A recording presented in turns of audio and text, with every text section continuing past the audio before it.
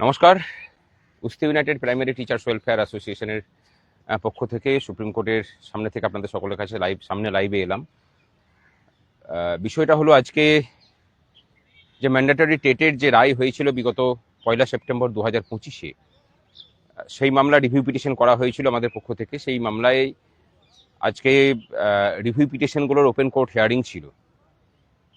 আমাদের পক্ষ থেকে এই মামলাটাকে সম্পূর্ণরূপে তৈরি করা থেকে শুরু করে সমস্তটাই করেছিলেন গোপাল সুব্রমণিয়াম স্যার, কিন্তু হাইকোর্টের সুপ্রিম কোর্টে 9 জাজেস বেঞ্চে শবরীমালা কেসে ওনার আছে, সাবমিশন ছিল।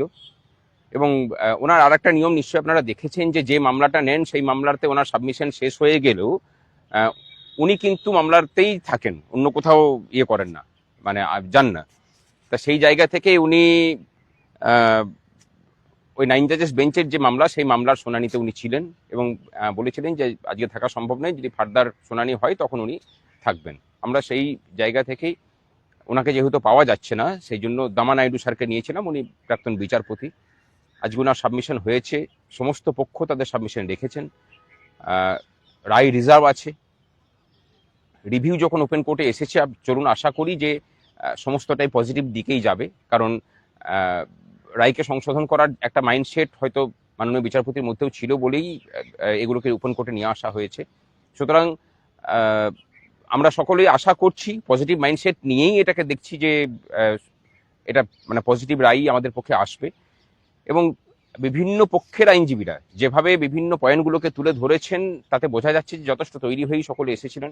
আমাদের পক্ষ থেকে যখন একই বিষয়ে রিপিটেশন হচ্ছে, তখন দামা নাইডু স্যার একদম নতুন পয়েন্ট নিয়েছিলেন যে আগের একটা সিভিল ম্যাটারে যখন যে সুবিধা তুমি ভোগ করছো, সেটাকে খণ্ডন করে অন্য একটা বিষয়কে চাপিয়ে দেওয়া যায় না। সেটা ফিনান্সিয়াল ম্যাটারে হতে পারে, কিন্তু সেখানে কোনো সময় অধিকারকে কমানো যায় না। ধরুন একজন একটা বেতন পায় 100 টাকা, আপনি নতুন বিল নিয়ে এসে সেটাকে 80 টাকা করতে পারেন না, আপনি 100 টাকায় রাখতে পারেন বা 120 টাকা করতে পারেন।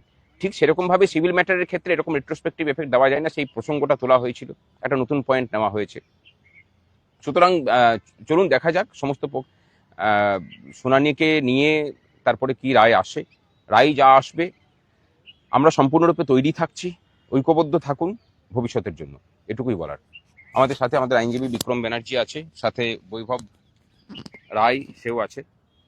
আমি বিক্রমকে কিছু বলার জন্য অনুরোধ করছি। আজকে হিয়ারিং, আজকে রিভিউ পিটিশনটা আজকে ওপেন কোর্টে শুনানির জন্য এসেছিল।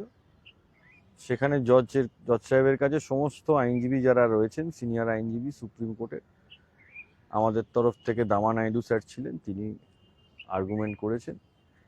বিষয়টা হলো 2001-এর যে কোয়ালিফিকেশন, সেটাও মিনিমাম কোয়ালিফিকেশন, আবার 2010-এ যেটা বেরিয়েছে 23শে আগস্ট এনসিটি থেকে, সেটাও মিনিমাম কোয়ালিফিকেশন। এটা কোর্টের কাছে আর্গুমেন্ট হিসেবে প্লেস করা হয়েছে। এবারে কোর্ট আজকে সবটা শুনানি করেছে, রায়ের জন্য আমাদের অপেক্ষা করতে হবে, তারপরে দেখা যাক কি হয়।